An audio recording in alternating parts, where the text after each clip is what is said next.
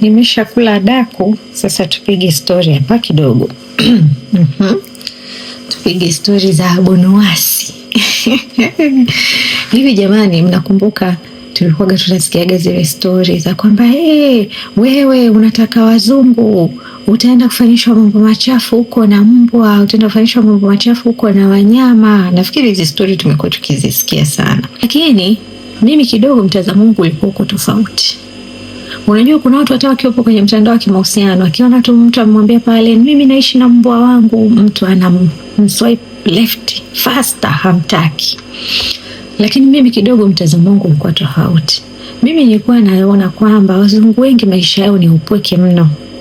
Sasa at least akiwa na mnyama kuna ile hali ya ubinadamu, kwamba ana kitu ambacho anakitunza, kuna kitu ambacho anaonyesha care, anaonyesha humanity, anaweza kumkea huyo mnyama, kwa sababu kumkea mnyama Ulaya kunahitaji mambo mengi sana. Uwe na muda, uwe na pesa ili uweze kumkea huyo mnyama.